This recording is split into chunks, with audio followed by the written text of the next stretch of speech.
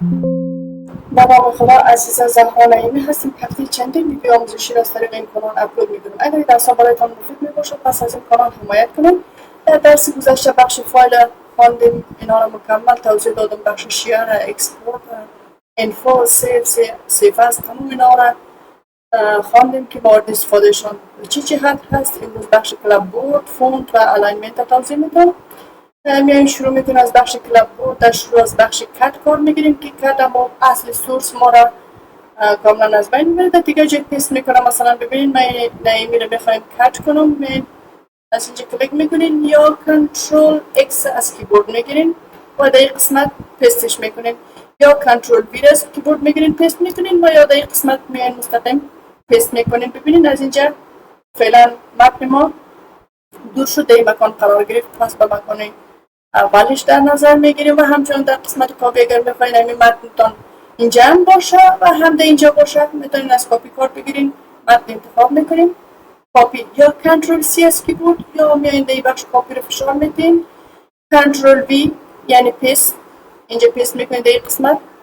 ببینید به این شکل من اصلا متن خود کنترل سی کاپی میگیرم و میایم در این قسمت کنترل وی یعنی شارتکت دیگه کاپی کنترل سی هست و شارتکت پیست کنترل وی. و هم دوستا این متن خود به رنگ سرخ تبدیلش میکنین. از این قسمت بیاین رنگ، این قسمت رنگی رو به این حالت در میارین و میخواین که امیر رنگ این بخشام بگیره. از قسمت فرمت پرینتر کار میگیریم. ببینیم از قسمت فعلا این رنگی رو سیاه ساخت، میخوایم از این رنگ بالای سیل دیگه اپلای کنیم. این قسمت ببینید این هم سرخ شد. یعنی کار فرمت پرینتر هست. و همچنان دوستان بخشی پیست ما گپای زیادی داره که رویش کار میکنیم و اولین کاری که کنیم صاحب خود انتخاب کنیم و کنترل سی بگوییم یعنی کاپی باشه، بعد از میایم پیست. در قسمت اول شما اینجا یک فضا برای پیست کردن انتخاب میکنیم. میخواین جدول خود با مون شکل که شما میخواین جدولتان پیست شود. ببینید فعلا اولین گزینش عین سورس ما را پیست میکنه در محلی که انتخاب کردیم. دومیش اگر فرمت داشته باشه، رنگ داشته باشه، بدون فرمت بدون کدام رنگ متن ما را فقط انتقال میده. و از این قسمت دوستا اگر فرمول باشه، کدام فرمول وضع شده باشه میتونه با فرمول پیست کنه، با خود فرمولش میتونین داشته باشین. و از این قسمت نیست هم فرمت صرف میکنه و هم میتونین که عین سورس انتقال بدین با تمام جزئیاتش. و همچنان از قسمت نو باردرس میگه باردر داشته باشه یا نداشته باشه، در حالی که اصلا باردر نداره ما بخوایم باردر بدیم. از قسمت باید بیایم برش باردر بدیم تا پس انتخابش کنیم. من انتخاب میکنم. ببینید این باردر اینجا گرفت. من میخوایم این باردر اینجا داشته باشم و پس برمیگردم باردر میدیم به حالت تا شما متوجه شوین که قسمت کپی چی کار میکنه.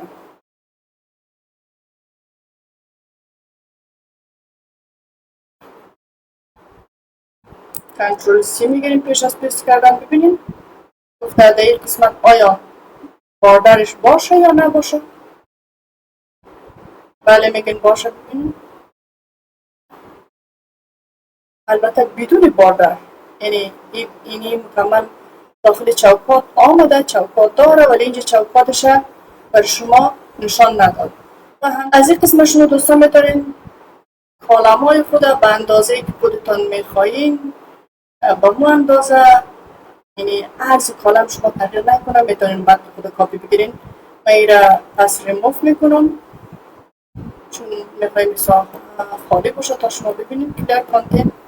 پس برمیگردین فضا رو انتخاب میکنین، کاپی میکنین و بقیه آپشن های پیست ما میبینیم. کنترل سی در قسمت با ما پیست شود. اگر این قسمت انتخاب کنیم عین جدول ما را با اینکه عرض کالم های ما حفظ شود با ما شما انتخاب میکنیم. و از این قسمت دوستان نیز به صورت فقط متن است بدون کدام فرمت و این قسمت نیز همچنان با فرمول است. و این قسمت فرمول هست و همچنان شکل ظاهریش، فرمت ظاهریش. و میتونین از قسمت کاملا اصلا جدول بخواین باشه، متن نباشه. و همچنین از قسمت پیکچر شما میتونین جدول خود به صورت پیکچر در بیارین، به صورت یک تصویر باز میتونین یک تغییرات دیگه هم سر جدول خود بیارین، با رنگ دلخواه خود دیزاینش کنین. کاملا یک پیکچر تشکیل میشه به این شکل که از جدول شما تصویر ایجاد شد، پیست کردین با تصویر. و اینی بود دوستا بخش پیست که مطالعه کردیم. و اگر بخواین از قسمت فون، بخش فون بخواین استایل متن خود تغییر بدین، مثلا نازنین باشه، ایریال باشه، من میخوایم ایریال باشه. و همچنان مثلا این قسمت میخوایم بولد کنم، یعنی رنگتر شود، به حالت در میاد، و یا هم به صورت مایل باشه، و یا هم زیرش خط باشه، و یا هم دو تا خط باشه، و یا نخیر نمیخواین دو تا خط باشه و نه میخواین که اندرلاین باشه.